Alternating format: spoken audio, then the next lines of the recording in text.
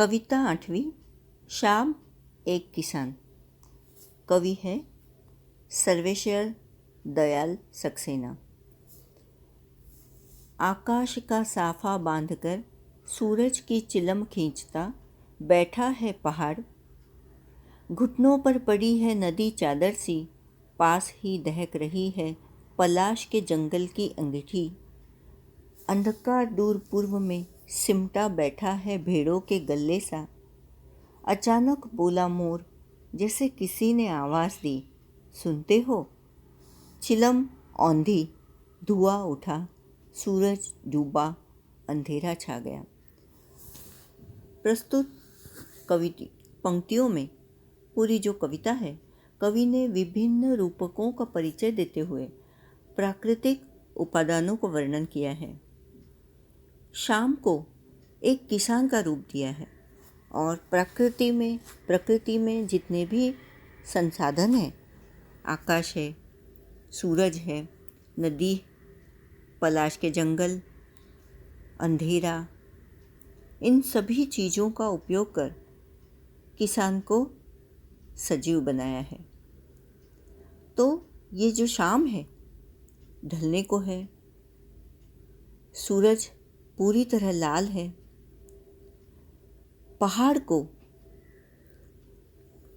पहाड़ बैठा है आकाश का साफा बांधकर। साफा बच्चों आप जानते हो, सिर पर जो बहुत बड़े कपड़ों की जो पगड़ी जैसी बांधी जाती है, उसे साफा कहते हैं। सामने पहाड़ के सामने सूरज डूबता हुआ दिखाई दे रहा है, तो मानो सूरज की चिलम वो खींच रहा है, चिलम पी रहा है।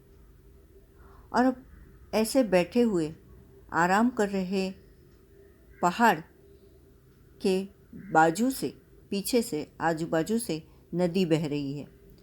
तो बहने वाली नदी को लेकर कवि कहते हैं कि घुटनों पर पड़ी है नदी चादर सी।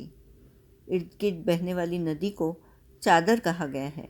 और पास ही जंगल है, जंगल में बहुत सारे पलाश के पेड़ हैं और पलाश को फ्लेम ऑफ द फायर भी कहते हैं। जंगल में जब पलाश के वृक्ष पूरी तरह अपनी जोशो बहार में होते हैं, तो लाल लाल रंग से पूरा जंगल मानो आग की लपटों सा दिखाई देता है। तो ये जो पहाड़ है, वह अपने पास पलाश के जंगल की अंगीठी सुलगाए हुए है, जिससे उसे थोड़ी गर्मी मिले, क्योंकि शाम हो गई है, सूरज ढलने को है। अब थोड़ा थोड़ा अंधकार फैल रहा है। अंधकार दूर पूर्व में सिमटा बैठा है कि कब ये सूरज डूब जाए और मैं इस धरती पर आक्रमण कर लूँ। सिमटा बैठा है भेड़ों के गले सा। भेड़ों का जो ग्रुप होता है, समूहवाचक संज्ञा है, तो भेड़ों के गले जैसा ये अंधकार सिमट कर बैठा है। अचानक बोला मोर, तो मोर की ध्वनि सुनकर कवि ऐसे कल्पना करते हैं जैसे किसी ने आवाज़ दी हो कि सुनते हो। जिस तरह पत्नी अपने पति से कहती है, अजी सुनते हो, वैसे ही अचानक मोर बोल उठा और वो मोर के बोलने की आवाज़ अजी सुनते हो जैसी थी। तो ये जो चिलम थी, सूरज की जो चिलम थी, वो औंधी हो गई, डूब गई, धुआं उठा। जब हम चिलम को औंधी करके बंद करते हैं तो वो बुझ जाती है और बुझने के बाद वहाँ से धुआं उठता है। तो यहाँ कवि ऐसा कहते हैं कि ये जो सूरज है पूरी तरह डूब गया और धुआं उठा, सूरज डूबा, अंधेरा छा गया। तो इस प्रकार प्रस्तुत कविता में कवि ने क्या कहा है, अब हम फिर से देखते हैं।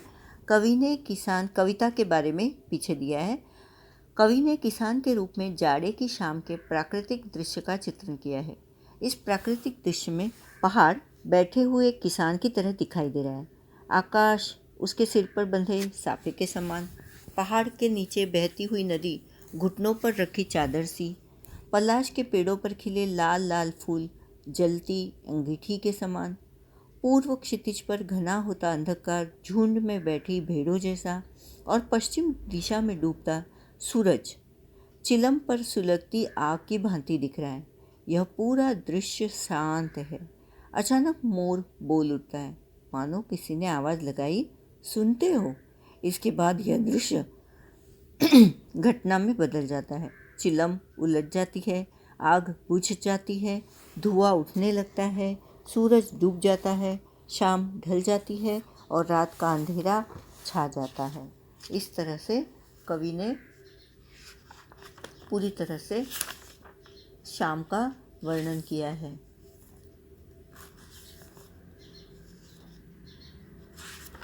अब हम इसके प्रश्न और अभ्यास देखेंगे। पहला कविता से। इस कविता में शाम के दृश्य को किसान के रूप में दिखाया गया है। यह एक रूपक है। इसे बनाने के लिए 5 एकरूपताओं की जोड़ी बनाई गई है। उन्हें उपमा कहते हैं।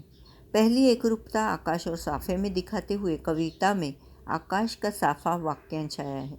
इसी तरह तीसरी एकरूपता नदी और चादर में दिखाई गई है, मानो नदी चादर सी हो।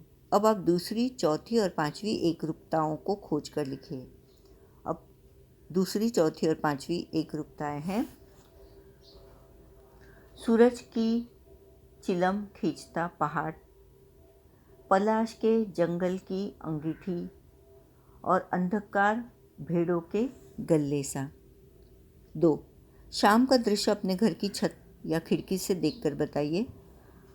शाम कब से शुरू हुई? शाम का दृश्य हम जब देखेंगे तो पता चलता है कि शाम 6:15 17 मिनट पर शुरू हो गई। तब से लेकर सूरज डूबने में कितना समय लगा? तब से लेकर सूरज डूबने में 25 से 30 मिनट लगे। इस बीच आसमान में क्या क्या परिवर्तन आए? सूरज डूबने के बाद आसमान में पीले रंग सूरज के रंग में परिवर्तन होने लगा। पीले रंग से वह लाल रंग में बदला। आकाश में सूरज ऊपर उठकर पश्चिम में डूबने लगा। अंधेरा छाने लगा। आसमान का रंग नीले से नारंगी लालिमा वाला हो गया। 3. मोर के बोलने पर कवि को लगा जैसे किसी ने कहा हो, सुनते हो। नीचे दिए गए पक्षियों की बोली सुनकर उन्हें भी 1 या 2 शब्दों में बांधिए। अब कबूतर क्या कहेगा? सुनो कबूतरी, रुको रुको ना कौवा, यह दिन मुझे अच्छा लगता है। मैना, मेरी खूबसूरत रंग तो देखो। तोता, मेरा दोस्त न जाने कहाँ गया। चील, मेरे पंख बहुत सुंदर है। हंस, मेरा कोई जवाब नहीं। कविता से आगे। इस कविता को चित्रित करने के लिए किन किन रंगों का प्रयोग करना होगा? उत्तर: इस कविता को चित्रित करने के लिए लाल, पीला, नारंगी, काले, बैंगनी रंग का प्रयोग करना होगा। शाम के समय ये क्या करते हैं? पता लगाइए और लिखिए। पक्षी चहचहाते हुए अपने घोंसलों की ओर जाते हैं। खिलाड़ी खेल समाप्त कर आराम फरमाते हैं। फल वाले फल बेचने की गड़बड़ी करते हैं। ऑफिस से छूटने वाले लोगों को बुला बुला कर फल बेचते हैं। माँ बच्चे पाठशाला से लौटकर आने के कारण उन्हें नाश्ता बनाकर तैयार रखती है। उन्हें यानी उनके लिए। पेड़ पौधे दिन भर के काम से थककर रात को आराम करते हैं। पिताजी काम के हिसाब दुकान या ऑफिस में बैठे रहते हैं। किसान खेती का काम समाप्त कर घर की ओर चला है। हिंदी के एक प्रसिद्ध कवि सुमित्रानंदन पंत ने संध्या का वर्णन इस प्रकार किया है। संध्या का झुटपुट, बांसों की का झुरमुट, है चहक रही चिड़िया, टीवी टी टुट टुट। ऊपर दी गई कविता और सर्वेश्वर दयाल जी की कविता में आपको क्या मुख्य अंतर लगा? लिखिए। ऊपर दी गई कविता और सर्वेश्वर दयाल जी की कविता में आपको अंतर ये हमें लगा कि संध्या के समय बांस के झुरमुट में चहक रही चिड़िया का ये वर्णन है और सर्वेश्वर दयाल सक्सेना जी ने जाड़े की शाम के प्राकृतिक दृश्य का वर्णन शाम एक किसान में अनोखे ढंग से किया है। रूपकों की भरमार कविता में मुख्य रूप से रही है। अनुमान और कल्पना। शाम के बदले यदि आपको एक कविता सुबह के बारे में लिखनी हो तो किन किन चीज़ों की मदद लेकर अपनी कल्पना को व्यक्त करेंगे? नीचे गई कविता की पंक्तियों के आधार पर सोचिए। पेड़ों के झुनझुने बजने लगे, लुढ़कती आ रही है सूरज की लाल गेंद, उठ मेरी बेटी सुबह हो गई। सुबह होने को है, लाल रंग का उगता सूरज गेंद की तरह धरती की ओर लुढ़क रहा है। पेड़ों के झुनझुने बज रहे हैं, उठो बेटी उठो, सवेरा होने को है। भाषा की बात। नीचे लिखी पंक्तियों में रेखांकित शब्दों को ध्यान से देखिए। 1. क, घुटनों पर पड़ी है नदी चादर सी। ख, सिमटा बैठा है भेड़ों के गल्ले सा। ग, पानी का पर्दा सा मेरे आसपास था हिल रहा। घ, मंडराता रहता था एक मरियल सा कुत्ता आसपास। ग, दिल है छोटा सा छोटी सी आशा। च, घास पर फुदकती नन्ही सी चिड़िया। इन पंक्तियों में सा और सी का प्रयोग व्याकरण की दृष्टि से कैसे शब्दों के साथ हो रहा है? इन पंक्तियों में सा और सी का प्रयोग व्याकरण की दृष्टि से संज्ञा और विशेषण शब्दों के साथ हो रहा है। चादर, गल्ले, छोटी, नन्ही, ये 4 शब्द दिए हैं, तो चादर और गल्ला संज्ञा है, छोटी और नन्ही विशेषण है। निम्नलिखित शब्दों का प्रयोग आप किन संदर्भों में करेंगे? प्रत्येक शब्द से 2-2 वाक्य बनाइए। पहला शब्द है औंधी। बच्ची अपनी माँ की गोद में औंधी लेटी। दूसरा वाक्य है बुढ़िया गड्ढे में औंधे मुँह गिर पड़ी। दहक, चूल्हे में आग दहक उठी। दूसरा, राजू गुस्से से दहक उठा। सिमटा, ठंड में मुसाफिर सिमटा बैठा। शाम होते ही गुलाब की पंखुड़ियाँ सिमट गई। धन्यवाद।